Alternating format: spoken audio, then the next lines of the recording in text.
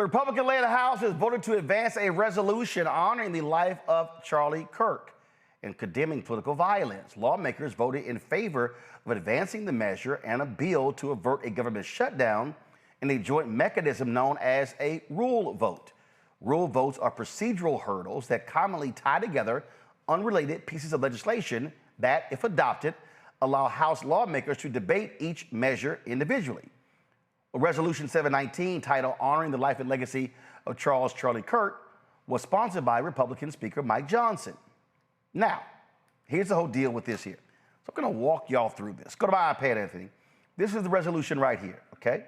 And so you see right here all of the Republicans who support this bill.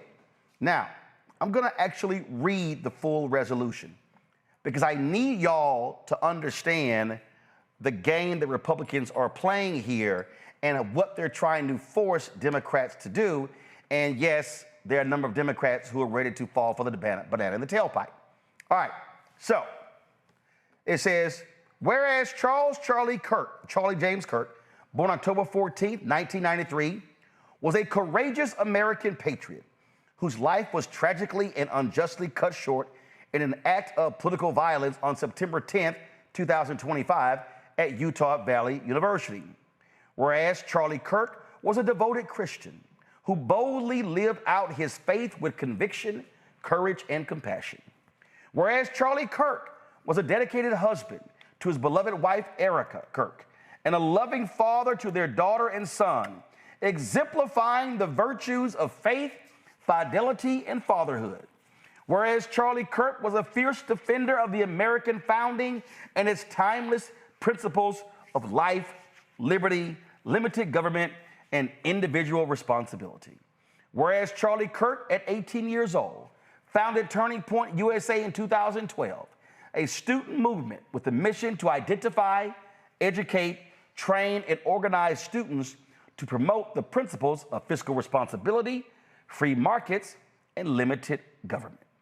Whereas Charlie Kirk became one of the most prominent voices in America, engaging, they literally wrote this, engaging in respectful civil discourse across college campuses, media platforms, and national forums, always seeking to elevate truth, foster understanding, and strengthen the republic. Whereas Charlie Kirk personified the values of the First Amendment, exercising his God-given right to speak freely, challenged prevailing narratives, and did so with honor, courage, and respect for his fellow Americans. They actually said that. Whereas Charlie Kirk's commitment to civil discussion and debate stood as a model for young Americans across the political spectrum, and he worked tirelessly to promote unity without compromising on conviction. Whereas the assassination of Charlie Kirk was not only a heinous act of violence, but a sobering reminder of the growing threat posed by political extremism and hatred in our society. Whereas such acts of politically motivated violence are antithetical to the principles of a free republic in which differences of opinion are to be debated, not silenced, with civility, reason, and mutual respect. Whereas the rise in targeted violence against individuals for their political beliefs undermines the very fabric of our constitutional democracy and chills the free exchange of ideas essential to a healthy civic society. Whereas leaders at every level, government, education, media, and beyond, must stand united in unequivocal condemnation of political violence, regardless of their ideology. Whereas the tragic loss of Charlie Kirk must not be allowed to deepen the divides in our nation, but instead serve as a turning point to recommit ourselves to better angels and to the timeless American principles of liberty, governed by truth and the virtues of peaceful dialogue. Whereas Charlie Kirk would not have us respond to his death with despair, but rather with renewed purpose to speak truth with courage, to stand firm in faith, to seek unity while standing firm in principle, and to serve as living reminders of the values he championed: faith, family, and freedom. Now, therefore, be it resolved that the House of Representatives condemns in the strongest possible terms the assassination of Charlie James Kirk and all forms of political violence, commends and honors the dedicated law enforcement and emergency personnel for their tireless efforts in finding the suspect responsible for the assassination of Charlie Kirk, and urges the administration of swift justice to the suspect.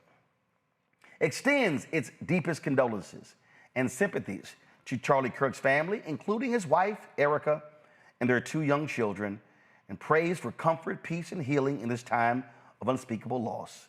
Honors the life, leadership, and legacy of Charlie Kirk, whose steadfast dedication to the Constitution, civil discourse, and biblical truth inspired a generation to cherish and defend the blessings of liberty, and calls upon all Americans, regardless of race, party affiliation, or creed, to reject political violence, recommit to respectful debate, uphold American values, and respect one another as fellow Americans.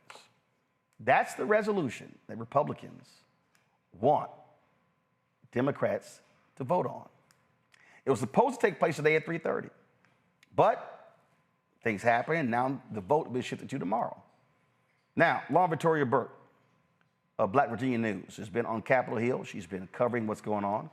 And folks, it's a whole back and forth. Democrats are trying to figure out what to do. Democrat leadership pretty much gave the impression that they're going to vote for this because they want to protect what they call the frontliners, because they may use this against them. Lauren joins us right now. So, Lauren, walk us through this, because, you see, this is what people don't understand. Republicans love to do this, where they want to box Democrats into a corner and be able to say, see, y'all didn't vote, y'all voted against this. Now, keep in mind, the same Republicans, when then Congressman Jamal Bowman had a resolution to condemn white supremacy after 10 black people were gunned down at a grocery store in Buffalo, all Republicans except one voted against that resolution. And last I checked, Lauren, I don't recall there being a resolution when the former Speaker of the House in Minnesota was gunned down along with her husband and 2 others shot as well. Where was that resolution? That's a good question. One of the things to remember, as you just said, is this is an attempt from a messaging standpoint by the Republicans, of course, to box the Democrats in and be able to say when it's all over, see, you really are for violence because you couldn't even vote for this simple resolution that we put forward. Now, as you just read and as everyone just heard, there's a lot there. So usually these resolutions are fairly straightforward. This sort of goes on and on. Certainly with the understanding that Charlie Kirk died in a particularly violent way, in a particularly public way. So a lot of these Republicans, particularly the ones who knew him, of course, are in their feelings. Of course, they feel badly and they want to do something. But it's also about the politics of trapping the Democrats on the messaging, which, by the way, is extremely easy to do because the Democrats really have no broad strategic messaging plan. They told the members this week, talk about healthcare, talk about healthcare, talk about healthcare. So everybody talked about healthcare because, of course, the continuing resolution is coming up, and part of that are the tax credits for healthcare. Understood, but they left the field completely barren on this issue, where you have the Republican Party effectively running a government that is now trying to get into the business of telling people how to think, and now trying to, of course, encroach onto the First Amendment. That is something worth talking about. Finally, the Senate Democrats today did have a press conference after the firing of Jimmy Kimmel. But to get back to this, this is a situation where the Republicans, once again, are perfectly trying to trap the Democrats into a position. I am, of course, paying specific attention to members of the Congressional Black Caucus. I'm getting a lot of no's and hell no's from those members. There are certain members that are being told to vote present or, quote, take a walk, which on Capitol Hill means you just don't vote. You stay in the cloakroom or you disappear for the vote, and whoops, you just happen to miss it. That's hard to do when you have a multiple vote set and you miss the other, you made the other 2 votes and somehow magically miss the key vote that everybody's looking at, which, of course, is the Kirk resolution. So you talked earlier with House Democratic leader Hakeem Jeffries. What did he tell you? He said that, read the statement, the vote, I'm telling the members to vote their conscience and read my statement later. We, of course, never got to later when he said that. That was earlier, of course, right after their I thought was a sort of a lengthy caucus meeting this morning. It started at 9 o'clock, and I think he got out at maybe toward 11, near 11 when I talked to him. So when they say that they're having the members vote their conscience, they're trying to make it seem as if the members can do whatever they want. But as the day went on, I think we find out that that wasn't quite the case. Because there were a lot of stories going back and forth that I found out about of the leadership pressuring these members to vote present or take a walk, and not have it just be the group of leaders, the three leaders at the top, Aguilar, Clark, and Jeffries, voting yes for the resolution in favor to honor Charlie Kirk, and having a bunch of members vote no. And as you might imagine, there's some members who are senior members who are, quite frankly, distinguished, and nobody wants to be on the other side of a vote of. There's several members like that, and they're voting. Several of them are voting no. You can guess the ones that are voting no. It's like Benny Thompson, Danny Davis, Bobby Scott. There are members who are saying, "Why are we honoring this person who've said all these terrible things?" This is the thing that is problematic with this is not somebody who's never said anything controversial. And even though he died tragically and violently, that's a problem, particularly for African American members of Congress, because he, of course, targeted in particular Black women and Black women at the top of their game in our community. Michelle Obama. I mean, the idea that you're targeting Ketanji Brown Jackson and trying to argue this woman graduated summa cum laude from Harvard Law, and you're trying to argue she got everything she got off of affirmative action is completely ridiculous.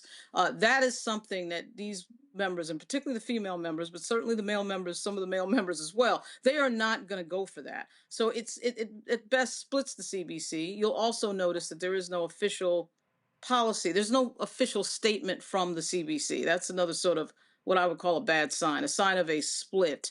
One piece of news too, Roland, is that Marc Veasey, the congressman of Texas, is offering a resolution, what we would say is a clean resolution, which just gets right to the point. We stand against political violence. Political violence is wrong. What happened to him is terrible. That type of very straightforward language that doesn't go on and on into these, details that get to things that, frankly, are hard to square given some of Kirk's statements. So it also looks like you had a lot of Democrat pushback to what was going to go down, because earlier when you and I talked, it was sort of like, all right, we're going to move forward this vote. And it seems, after we did our live, after it hit social and other places, all of a sudden Democratic leaders realized, oh, we got a problem. Well, Roland, it seemed to go from, okay, vote your conscience, do what you want to do. Maybe they were assuming the members were going to vote yes. When you read some of this language about, look, political violence is wrong, this is terrible, that's hard to vote against, right? I mean, that's part of this. That's hard to vote against statements like, wow, let's make the statement that political violence is wrong. Well, I think every member, Republican and Democrat, would agree with that and make that statement. But the problem is, if you listen to the quotes of Charlie Kirk, and particularly with regard to quotes with regard to Black women, but not only those quotes, that's problematic. And it's also problematic when you have constituents who don't know all the details of all of this stuff. They've seen the clip reels of Charlie Kirk. There was another one that came out last night that Tara Setmeyer put out there that was just running the things that he has said over the years. That is hard to explain to your constituents who are seeing this person on social media say negative things, very biased things, very racist things about members of the Black community. And then you voted to honor him. I mean, everyone understands that your member of Congress is against violence. Nobody was for what they saw happen on that video last week. Absolutely nobody. But the Republicans are trying to make this a one-sided argument that the Democrats are all Antifa, that the Democrats are pro-violence, and that is why they're trying to sort of corner them into this vote. All right, so you made a point about what Tara Setmeyer posted last night. It's about a 6-minute video. I actually want to play that so people can actually hear for themselves. So this is what she posted on Twitter last night. One more thing that's on my mind tonight, and conservatives everywhere, the idea that people are saying, well, he was an extremist, or he was a racist, or he was a Nazi, or a misogynist, whatever. Charlie Kirk was a mainstream conservative Republican. He had views that are held by tens of millions of people, including more than half the country in the last election. If I see a black pilot, I'm going to be like, boy, I hope he's qualified. It begs the question, when you see a black pilot, you wonder, you say, I hope they are qualified. And in the spirit of affirmative action, we have Ramon and Cadillac are your two pilots. They've never flown before, but they are black. If I'm dealing with somebody in customer service who's a moronic black woman, is she there because of her excellence, or is she there because of affirmative action? I'm only here because of affirmative action. Yeah, we know you do not have the brain processing power to otherwise be taken really seriously. The war on white people continues. You had to go steal a white person's slot to go be taken somewhat seriously. We are raising a generation of weak people like Simone Biles. LeBron James is a self-interested, narcissistic, and we know he's not very smart. You're representing your nation. You're selfish sociopath, not very bright, not wise, not somebody of good character. She is a shame to the country. Blacks in America did not have the same rights they had today. Data shows they were actually better in the 1940s. Let's get loud for Kyle Rittenhouse. I'm also going to offer some context and some nuance about the death of George Floyd that no one dares to say out loud, which is that this guy was a scumbag. Remember what BLM stands for? Burn, loot, and murder. Now, does that mean it deserves to die? That's two totally different things. Of course not. Prowling blacks go around for fun to go target white people. That's a fact. There's no such thing as white privilege or racism. So black people are allowed to talk about black culture in a way that white culture cannot. Black people can go up and say that there's a baby mama problem in black America, and white people are not allowed to say that. Oh, I just did. So what are you going to do, cancel me? Black people are allowed to say, black people are allowed to say, I'm a grown man, I got way black people are allowed. Skin color now gets their own summertime celebration. Oh, wow, look how far blacks have come. It has now become a racial complaining day. Thomas Sowell and Justice Clarence Thomas are far better black role models to celebrate than Martin Luther King. This guy is not worthy of a national holiday. There's a mythology around MLK that does not warrant the reverence that he gets treated with in America. We have a federal holiday to a guy that talked about race all the time. Kirk describes King as, quote, a bad guy. It's true. We celebrate the Civil Rights Act more than the American founding. The country made a mistake when it passed the Civil Rights Act. Also true. The Democrats are not lifting a finger to remember the well over 100 people that have died in Texas Hill Country. The death toll likely would not have been as high if it wasn't for DEI. Ketanji Brown Jackson is what your country looks like on critical race theory. You're going to remove my appendix and you're a black lesbian. Ketanji Brown Jackson is an embodiment of the tyranny that we currently live on. She's an ideological, unintelligent, yet confident fanatic. Why does Kirk believe passing the Civil Rights Act was a mistake? Now, again, apparently they don't listen to the show because we do that at least once a week, right? So she wants to be the first ever black woman on the Supreme Court, yet she won't even admit that she's a woman. The transgender movement is an introductory phase. These doctors need to be put in prison to get you to strip yourself of your humanity. A Nuremberg-style trial to mesh with machines. Interestingly, I think there is an argument to bring back the MRS degree. Reject feminism. Young women need to get married at a younger age and start having kids. I'm studying sociology. No, you're not. We know why you're here. Submit to your husband, Taylor. You're not in charge. You will find a husband if you have the intent to find a husband. You got to change your name. If not, you don't really mean it. Democrat women want to die alone without children. A lot of them are on birth control too, and birth control really screws up female brains, by the way. That's really rich. I didn't know women not to complain 50 years ago. That's funny. We should tell them to stop freezing their eggs and start finding their partner earlier and have lots of babies. Every single one of you need to make sure that your loved ones are not on birth control. So materially insane to think that 1 in 5 American women will be raped in their life. It is. I agree. No, meaning that they're lying about being raped. You're comparing abortion to the Holocaust. Absolutely, I am. In fact, it's worse. It's worse. Because Jewish donors have been the #1 funding mechanism of radical, open border, neoliberal, quasi-Marxist policies. By the way, this is my other problem with death penalty. It takes too long, too many appeals. It should be public. It should be quick. It should be televised. At what age should you start to see public execution?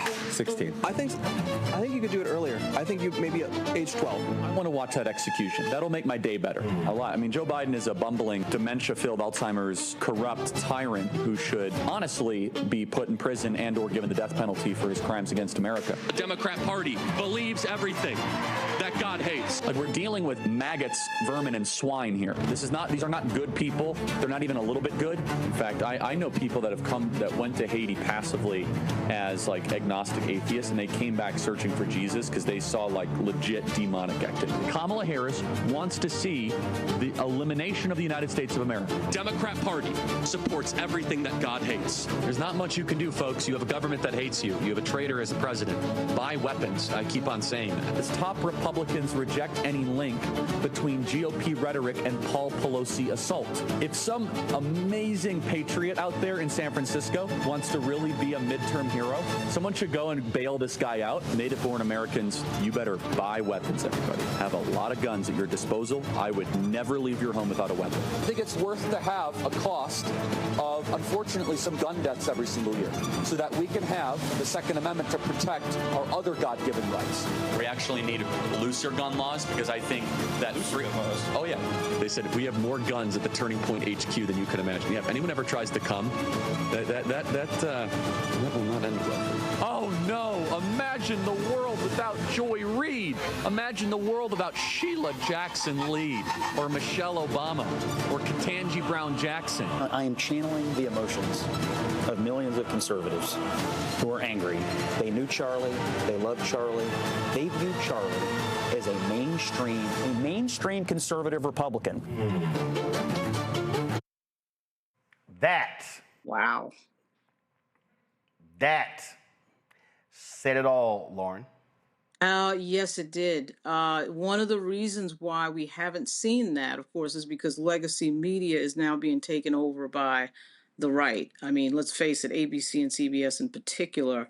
That reel, though, is something that some folks on Capitol Hill have suggested that what the Democrats should have done was read into the record some of the quotes of Charlie Kirk. I mean, have some sort of answer for this idea that he is just so perfect and we've got to do all this honoring. If you just read his words back to everybody, that would probably change the messaging on that. But instead, what has happened is the Democrats are really just, as I said, laying down and allowing the Republicans to run a narrative without any sort of pushback against it. I mean, there is really not much pushback. And it is an incredible thing to see. There is the theory, too, on Capitol Hill that the leadership has to sort of take the hit for some of the members that are in closer districts, as you were saying earlier, some of these battleground districts where they've got to vote yes because it's a close district. So the leadership has to sort of, I've heard a few members say to me today, the leadership has to sort of take the hit for those members. But the problem becomes that rank and file person in a district that doesn't pay that much attention to politics as we do on this level, that is just looking at this and sees a clip reel like that, has already seen a bunch of social media with Charlie Kirk's clips, and then you're saying to your member of Congress, logically, why would you vote to honor a person who has said these types of things? That is problematic. And they did pass a resolution in June regarding the shooting in Minnesota. Go to my iPad, and if you look at this, they describe what took place. They describe the individual, and then they say in here, whereas when these violent acts expose division, must persevere and pursue democratic principles, resolving the differences through debate and civil discourse. No, first of all, it's a very short resolution. It does not even remotely compare to how laudatory it was about Charlie Kirk being a Christian and a family person, and how he didn't say, and he welcomed debate with all Americans and all this stuff like this, as if that clip, that video we put there never even existed. So, so now it's going to be a question of, are you going to have Democrats who are going to say, no, I'm sorry, you want me to vote on a resolution that leaves out a whole bunch of stuff, and somebody who you want Democrats to vote on something where Charlie Kirk attacked very members of that chamber, like Congresswoman Jasmine Crockett, Congresswoman Maxine Waters, and others. Exactly right. And I can tell you that last votes about an hour ago, I was getting a lot of no's and I was getting a lot of hell no's. And the hell no's typically came from the lady members of the Congressional Black Caucus. It will be very surprising to me if any of the lady members of the Congressional Black Caucus vote yes on that resolution. Now, the Veasey resolution, effectively condemning political violence in a very straightforward way, may give them an out. So we're probably going to see more news tomorrow about the Marc Veasey resolution, which is of course going to say that it's against political violence. Be a more straightforward set of wording with regard to the what happened, the murder of Charlie Kirk, and it just stated a lot plainer than what you saw from the Republicans. What do you make of Democrats hemming and hawing on whether to vote on this Charlie Kirk resolution? Get my fingers to work. I'm going to take that clip that you just showed from the Seneca Project. I'm going to send it to everyone and let them know, do not vote for this resolution. Vote for the VC resolution. Do not vote for this resolution. That includes leadership. There is no excuse. This, I think we have forgotten. I think a lot of people don't know what he's saying. I really do. I think a lot of people who are kind of flirting with this is okay, or, he was for freedom of speech. Yes, he was. And he had absolutely every right to say the things and to live. We've already said that. I'm not going to say it again because I don't support political violence, and no one on the Democratic side has ever said we do. That is not the case for him. And the fact of the matter is, we do not have to sign a resolution, to vote for a resolution that supports and holds victorious the things that he said about us. That would mean we are fools. Don't be a fool. You can vote against political violence, as you should. You can have a companion resolution. You can go on there and you can vote, and you can read Charlie Kirk's word for yourself on the floor. Let that be your floor speech. Yep. Letting them know why I can't support this resolution that would lionize him. It was nothing to lionize. Reese. I mean, we're going to see who has the balls to stand up for truth and who doesn't. Look, I know that people trying to dodge bullets and stuff and people are scared, but y'all getting more security. Mike Johnson said y'all get 10K more. So at some point, you got to stand up and be a person of conscience who stands for the truth. And so I think we're going to see really who is about that life and who was just trying to go along to get along. But I know that Republicans had no problem whatsoever not voting against domestic white extremism, a resolution that was introduced in the wake of the Buffalo mass shooting. Yeah, you're right. Right here. No problem. Right here. They've had no problem voting against the John Lewis Voting Rights Act. They've had no problem voting against things that would move our country forward, that were about honoring the legacy of people who were actually about making this world a better place. And so I think that Democrats need to keep that same energy. If people are upset, let them be upset. And, they'll find something else to be mad about. I think they have more reasons to be mad about healthcare being cut, about food stamps being cut, about jobs being lost, about food prices, grocery prices being high as hell. I think there is plenty to be upset about versus a vote against this resolution. Greg. Roland, and I agree with Joy. I think that everyone should see that reel, that clip. The key moment in that reel and clip for me wasn't anything Charles James Kirk said. When he was in one of his rants and there were two young men of African descent standing there, what one of the young men said, I think, is something that I think should really be the guiding force for how we move forward. All of us, whether it be elected officials, just rank and file Black folk generally, and any human being in this country who's anti-white supremacy, which I like to think is the majority, regardless of what they say about the majority of voters. It was not the majority of voters, my stupid friend. It was the majority of people who voted. And that brother said, quote, "I'm a grown man. I have better things to worry about." I think that should be we have to stay focused in this. How people vote, and I agree, I think a VZ resolution would give a clear contrast.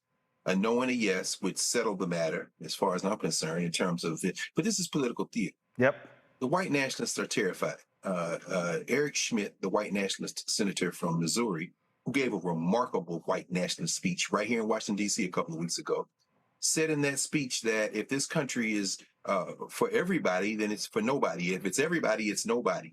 He was a friend of Charles James Kirk. I don't have a dog in the fight of Charles Kirk. Anybody want to talk about what he said and didn't say? Ta-Nehisi Coates wrote an interesting article in the Vanity Fair a couple of days ago, and he said this: if you would look away from the words of Charlie Kirk, what else would you look away from? That is a beautiful question to ask to people who can be convinced once they've seen the evidence. But we're not talking about those people. We're talking about white nationalists. We're talking about J.D. Vance and Stephen Miller and wholly convicted religious zealots like Russell Vogt and Brendan Carr. Rather than debate the merits or relative merits of a resolution for Charlie Kirk, I would just simply end with this. I go to Arlington Cemetery from time to time. There's a huge Confederate monument there, right across the driveway from a tribute to the Buffalo Soldiers.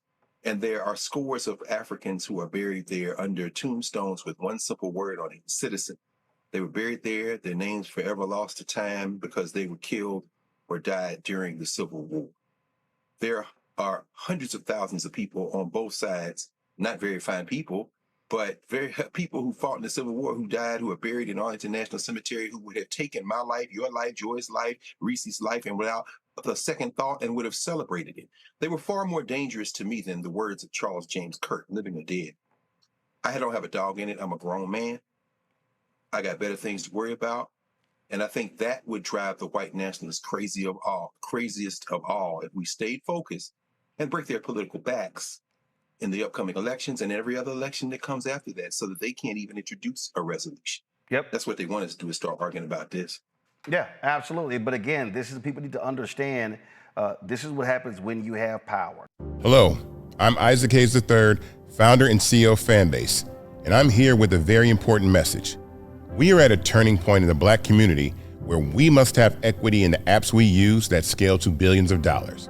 But this time, we own the infrastructure, we own the culture, and we shape the future.